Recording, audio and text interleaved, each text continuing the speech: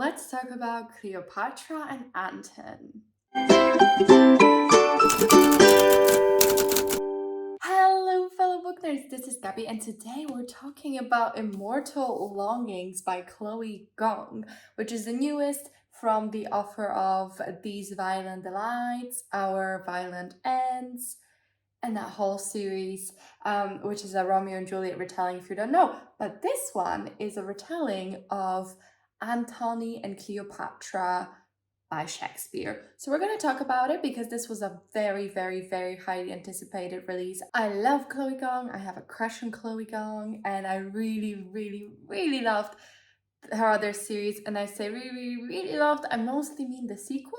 But yeah, I think it's a great series. I really liked Foul Lady Fortune as well. So I was very, very excited and highly anticipating her adult debut. So let me tell you a little bit about the book, and then we can get into the nitty-gritty details, because I sweated, because when I started reading this, I was like, oh no. So let's talk about it. This is a retelling of Cleopatra and Antony by Shakespeare, but the author later in the interview says that it was mostly inspired by the characters from the tragedy rather than the tragedy or the book itself. In this version, this is kind of like fantasy/sci-fi kind of setting. We're in this city that's super densely populated. It's a whole kingdom.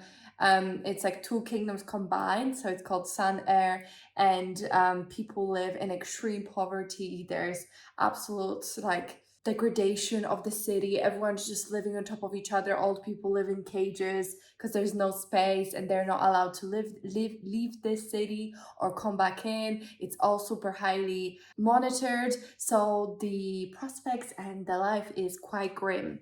Then on top of that, we have this magic-ish system, whatever.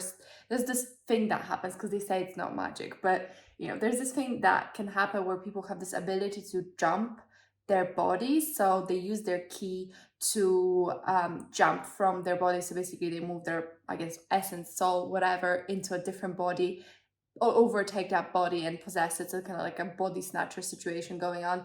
And people with strong ki can do this and overpower the other person, and the other person just like goes into the ether, I guess. Body jumping is illegal, but people still do it, and loads of people do it. Then once a year, there's this competition going on. Think a little bit like Hunger Games, except you can sign up for it. So 88 participants every year fight to the death for a prize, and the prize is like a shit ton of money, basically, because life is just so grim in this place that people are like, might as well die trying to do a little bit better. So that's all of the setup. And then we have our two main characters, Kala and Anton. And Kala is Cleopatra, and she 5 years ago, a couple years ago, killed her mother and father in a coup attempt, I guess. No one really knows why she did it, but she killed her mother and father, who were king and queen, and then tried to kill the king of the other city, because they were twin cities.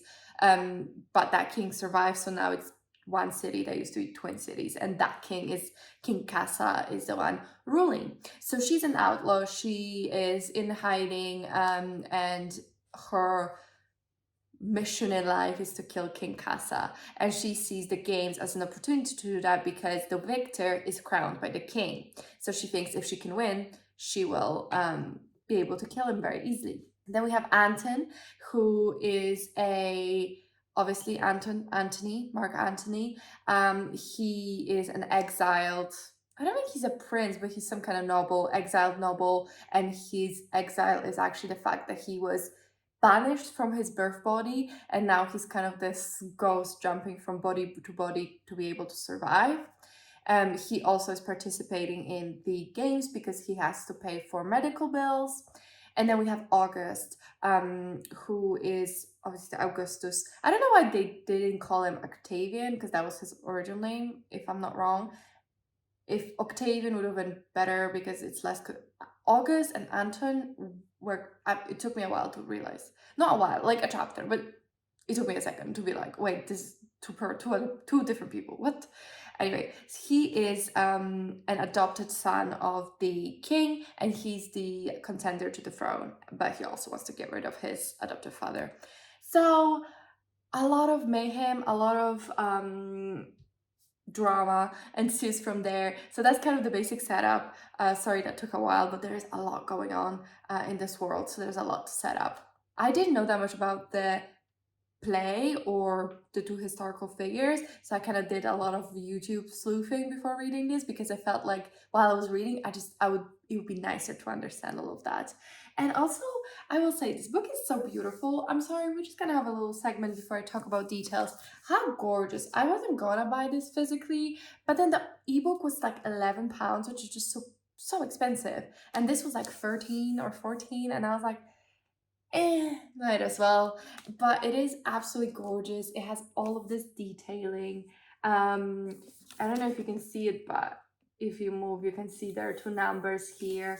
Then there's like art inside, which is gorgeous. I mean, look at that. It's just so nice. So I didn't regret my purchase because it is so beautiful. I was like, you know what, even if I don't like the book, at least it's pretty. So there's always that. And there's also a fun spine with a katana or whatever, the sword. Can you even see that? I don't know. I'm trying to hide. Besides the point, let's get into actual books. All right, let's start off by talking about writing. I will say I was expecting a little bit of a bigger shift in the writing because I know that obviously this is meant to be adult. Other books by the author are YA, so I was expecting the writing to be drastically different. And I will say that wasn't really the case in the beginning when I was reading. It felt the same as These Violent Delights. I don't know if either or has a writing, which has a writing that it's like maybe different than the usual demographic. Anyway, that's not to say the writing was bad by any means, but I will say that it felt a little bit like I was just like reading YA. I didn't really see why this book was rated adult. There is some content later that I'm like, okay, that's why it was rated adult. And I'm glad it was, because I liked that content. It was good. But the writing itself, although good, I will say it felt a little bit YA, or just like didn't really feel much different from author's YA work in that sense. But I think the author always had a good writing. I always enjoyed it. So in the end, it didn't really bother me, and it was fine. It's just in the beginning, I was a bit concerned. Because I feel like if you make the book a different genre, it makes me pay so much more for it. Not genre, but the age rating. If you make me also pay like much more for it because of that, you know, it is certain je ne sais quoi I need. And this book did deliver in the end on the adults side of things, at least. So I wasn't mad, but yeah, just something I've noticed. All right, then world building the world. I will say it was very interesting. So the world is inspired by Kowloon Walled City in Hong Kong. This was this walled city that was like extremely densely populated in Hong Kong in the 1980s to 1990s. I think it was torn down like 1984. And I lived in Hong Kong, obviously not back then because I wasn't born, but I have lived in Hong Kong. And when I first started reading the book without knowing what it was inspired by, I definitely thought it was inspired by Hong Kong, because even nowadays in Hong Kong, there's a massive shortage of accommodation, and it's incredibly expensive to rent or buy in Hong Kong. So I definitely felt like the Hong Kong vibe was there, and obviously the author's other series is also inspired by Hong Kong. I really think that aspect was portrayed very well, how grimy and dingy and claustrophobic it was. All the descriptions definitely made me feel like it was just so gross. I will say that maybe there could have been a bigger effort to make it feel a bit more claustrophobic, and the needs a bit dire, because both of the main characters are outlaws and they're like fugitives, but somehow each of them has an apartment that seems pretty big, or at least that's how I didn't get the feeling, you know. It's like it's clearly not that hard, and like some of them have like restaurants and stuff. So I will say that maybe I just missed all of those descriptions, but I feel like maybe the claustrophobia could have been turned up slightly more, but I think the grime was portrayed really well. And I think it's an interesting piece of history that it was inspired by, and it's definitely an interesting setting for a book. It's also quite fascinating how little we learn about the world outside of it. I will say it felt a little bit convoluted, the politics of this world, because we have the twin cities. They used to be three cities. There used to be like five cities, and then there were two kings. But do we know why? I don't even think we do. There's one. It's just like I didn't feel like it was all explained that well. And I do realize that that's probably because it was inspired by Mark Antony, Cleopatra, and Mark Antony and August. And there was like another guy, there was like three rulers at some point, and that was the struggle for power there. I appreciate that. So I think that was why the decision was made to like make it be two kingdoms, then become one, blah, blah, blah. Like, I understand that. I think King Casa is also meant to be, inspired by Julius Caesar. So all of that was interesting. I will say that, if a little bit convoluted and a little bit hard to understand. And overall, I found the kind of premise and the morality of it to be really, really horrifying. So I didn't realize there was this whole body jumping thing. So I was like really surprised in the beginning. The whole concept to me is absolutely horrifying. Just, if you know, do you know Wonder Woman 1984? I didn't even watch that movie, but you know how the whole concept is that Steve like gets into a different guy's body and uses the body. That's basically the whole entire book. People jump around in bodies, then discard them. It's definitely an interesting, very, very interesting magic system, and I'm very, very curious how it goes further from now, because also when a body doesn't have ki in it will like mend itself back together. The concept of taking over the bodies and then like discarding them and stuff is so scary, because it's just such total invasion of bodily autonomy. And the fact is, all of the pretty much, so Kala doesn't jump, right? So she doesn't do it, but pretty much every other character does. And it's just like the way they like treat people and discard them is just like so gross. And then they talk and preach about giving freedom to the people, and I'm just like, you're evil. So I actually do feel like these characters are properly morally great. I don't know if they view themselves that way, but I definitely do. So we're going to talk about that a little bit more in the character section, but we can move on to plot, I think, and talk also about the bodily autonomy of it all a little bit later. But the plot. I started this book and I was like, I don't know if I like it. I don't know. There was something about the first half that felt really sluggish, and I think that's because we are introduced to this massive world, and it has so many different rules and political system and all the characters, and it just feels like a lot. So I don't think the book, there's nothing I would change about the book, but the first half, I was like, I don't know if I like it. I wasn't feeling the pleasure of reading it. I wasn't feeling like I was discovering something beautiful. It was all quite horrific. The magic system's messed up. The city's disgusting. The characters are convoluted and complicated people. But all of that is kind of great, as well as making it slightly hard to get through. So I probably got halfway through, then like 70% in, and I was like, I don't know if I like it. I don't know. I don't know what my review will be. I don't know what my rating will be. I just felt really confused. And then I feel like second half really picked up. I know I said 70%, but I think from like second half, it really picked up. It really got super engaging and really fast paced. And I will say that's kind of when the romance kicks in. So I'm a simple gal. Judge me for it if you must.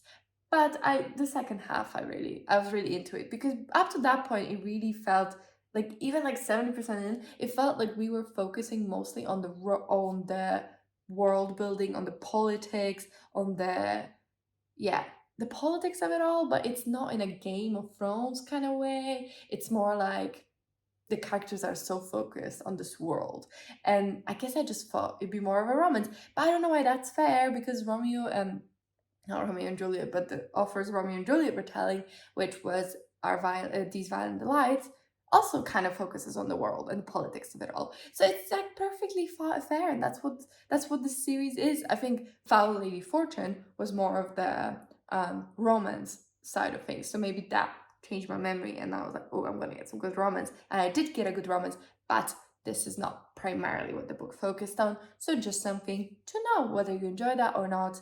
Now you know. In the end, though, like I said, I wouldn't really change anything about the book. Plot wise, I think everything that was happening was super interesting. The ending, very, very interesting. What was I predicting that?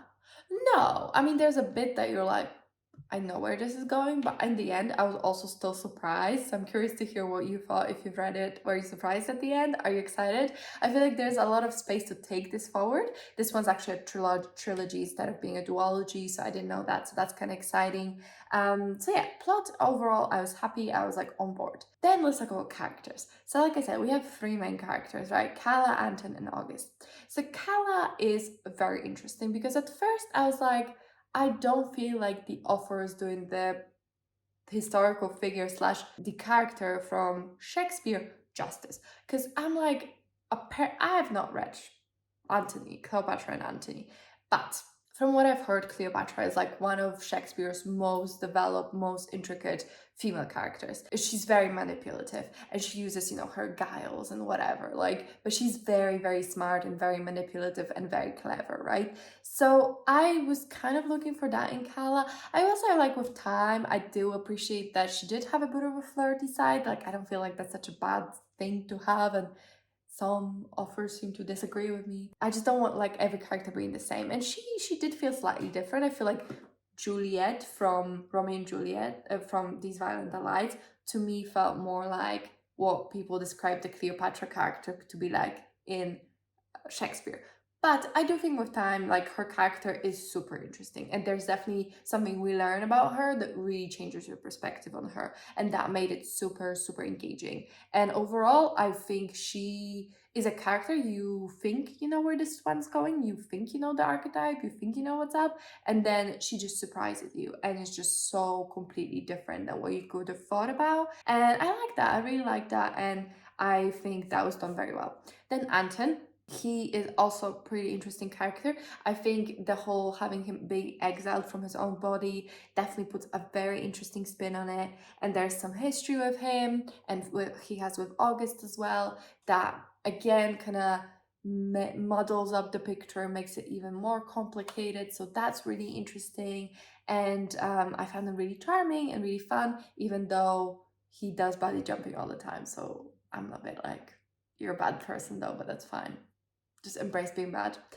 And then August, I actually loved his character because I found him very fascinating. He's the contender to the throne, and he sees himself as a rescuer of the people, and the what's the word I'm looking for? Like a political figure that comes and makes everyone free, and I don't know, he sees himself as the savior, and will he be, and his whole approach to his family and in Kala and all of that, I found that super interesting, was really into it. But when I say that everyone's morally great, I just mean everyone kind of is a bad person, like objectively, like they're bad people, like, period. Like, I don't see, no. We can argue if we like them or not, and I like all of them, but they're bad people. So if you enjoy that, then go for it, because I feel like sometimes it's like morally gray and the people don't even do anything bad, but these people are actually terrible. Like, I find all of these people really despicable. Really despicable. Maybe, yeah, not all of them, every single one. So if you enjoyed that, I think this book does have morally great characters. I know that's like a thing that we're like, ugh, everyone's morally gray now, but I feel like these people actually are pretty bad, and you still root for them. So I like that. Maybe you do too. Then themes, definitely interesting. Big one would be obsession or love, really, but it's mostly obsession, and I find that really interesting because I do feel like, Antony and Cleopatra are such a iconic love story, although I, up to pretty much now, thought Julius Caesar was her main man, but apparently not. But whatever, they apparently are quite an iconic duo, and doing justice to that, like, lovers 1 minute at each other's throat the next, thinking they betrayed you, loving again, and it's just this, it did feel very intense and obsessive, and I feel like sometimes books fail at that, but this one succeeded. I was like, these people are disturbed, but I feel the disturbed love. It's kind of like a mad love kind of situation. So I like that, and I liked how that was executed, and I was very much into it. And I think power and exerting power other people, and also, the unequal distribution of wealth and all of that, definitely really big themes that were explored as well. But definitely the biggest one for me, bodily autonomy, and just like how I found it so gross how they could just take bodies and discard them. And I just feel like maybe it's not even dwelt upon enough how much of a violation that is. I think it's just normal to the characters in the story, but as a person not in that world, I just found it grapey as fuck, you know. Really, really disturbing. And I think it was done well though. It was interesting. There was something very compelling about this book that definitely I feel like it will be the same case as it was with Our Violent Delight, that I like the sequel more and I see how this could be taken because we've built the world, we've done the hard bit of setting up all of this and expositioning and making sure I know what's happening. We've done that. So I feel like now finally book 2 can just be the good bits, the juicy, juicy, juicy bits that I'm very excited about because I feel like that's where it shined. Although the world was interesting, I will say a little bit overwhelming at first. I was like, I don't understand what's happening. And definitely should have gone Anton, Octavian, not August. I don't get it, but whatever. So yeah, in the end, I really did like it. I really liked it. It makes me really excited for the sequels. It makes me excited to see what they look like, what the inside is like. I'm definitely collecting this now, so I'm gonna buy all of them. I don't think this was actually thinner than the Lights books, which I appreciate because also Foul Lady Fortune was thick. So yeah, in the end, I had a great time, even if it took getting there a little bit. But I think that's something to be said about, you know, adult books also needing a little bit more investment from the reader and a little bit more from you to like really get into it and really get interested. So maybe that's just what it is to be an adult book. But I would recommend this if anything that I said sounds like it would be fun or up your alley or anything like that. Give it a shot because this is really good offer with interesting ideas. The book explores them super well. Yeah, again, if you don't like the whole body snatching thing, I mean, there's a lot of it here, so I don't. We can commiserate how terrible that is. That's my thoughts on Immortal Longings. I shall give it a 4-star, and I will be waiting eagerly to read book 2 and 3. Let me know, have you read Immortal Longings? If you did, what do you think about it? Do you agree with me? Do you disagree? Do you find it a breeze? I know a lot of people seem to be really disappointed with this one, so I'm curious to see what they think. I didn't want to watch any or read any of those reviews before I gave mine because I don't want to be like influenced by it, but very curious what people think. So if you're one of those people, let me know in the comments or link me up to a video. But yeah, let me know if you pick it up because I said you should, or if you're interested to pick it up. I'm really curious to hear from you. But in the meantime, if you could comment, like, and subscribe, I really, really appreciate it. It really helps me out. But that's it from me, and I'll see you in my next one. Bye!